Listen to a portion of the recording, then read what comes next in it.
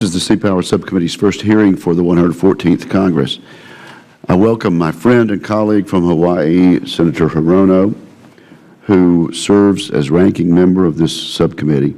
I look forward to working with Senator Hirono to ensure that our sailors and Marines remain the best trained, best equipped, and most professional maritime fighting force in the world. This morning we welcome Mr.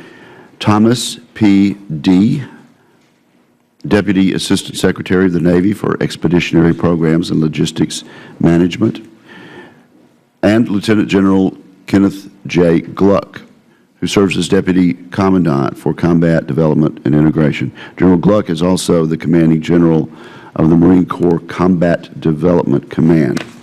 Our subcommittee thanks you, gentlemen, and we thank the nearly 185,000 Marines who are operating in over 40 countries around the world for your service to our nation. Over the past several years, the Marine Corps has been in a transition period, moving from counterinsurgency and stability operations in Iraq and Afghanistan to the Marine Corps' more traditional role as a ready and capable rapid response force.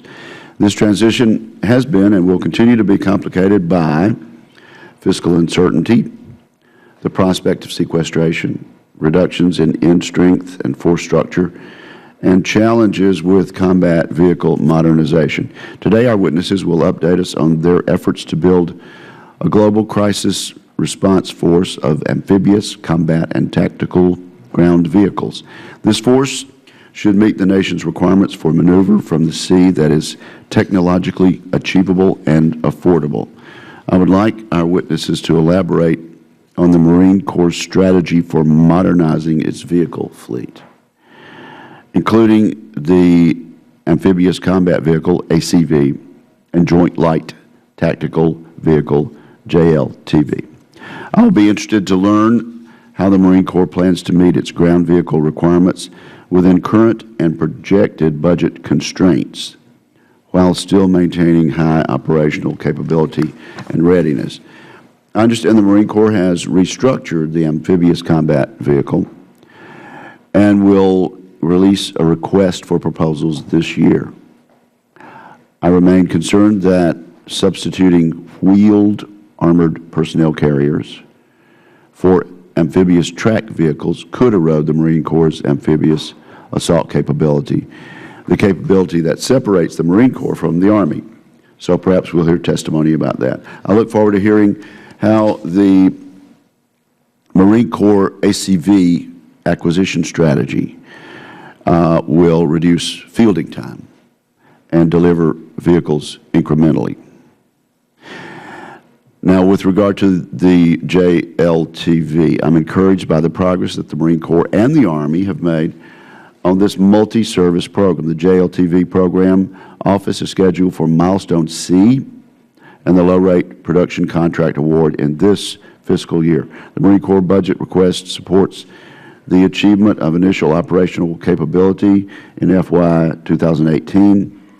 I trust that our witnesses will reassure this subcommittee that the Marine Corps JLTV design and requirements are stable.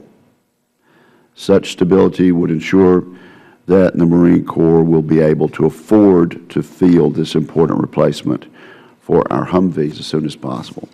With regard to acquisition of the ACV and JLTV vehicle, I understand that the Marine Corps relies on competition to gauge early on what is technologically feasible and affordable.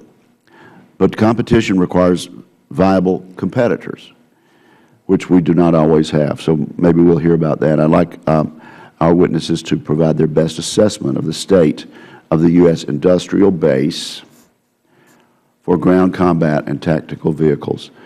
Perhaps they will suggest what can be done to sustain the viability of our manufacturing base at the contractor and supply chain levels. Now, with regard to sequestration, the Marine Corps faces significant budget challenges, as do all of our services. Unless Congress acts, sequestration will return in October of this year, and I feel like I'm singing a song from 2 and 3 years ago. As a member of both the Armed Services Committee and the Budget Committee, I know that tough decisions must be made across the Federal Government. Tough decisions. However, I would remind everyone that national defense is solely a Federal responsibility. Defense spending is also a twofer, supporting both our national security and our high-tech manufacturing workforce.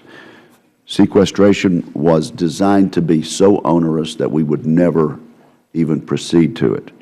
And frankly, it is unthinkable that having experienced it once, we would once again move to it later on this calendar year. The Marine Corps budget accounts for approximately 6% of DoD's total budget. I'm concerned that sequestration could disproportionately impact the Marine Corps on everything from modernization to readiness.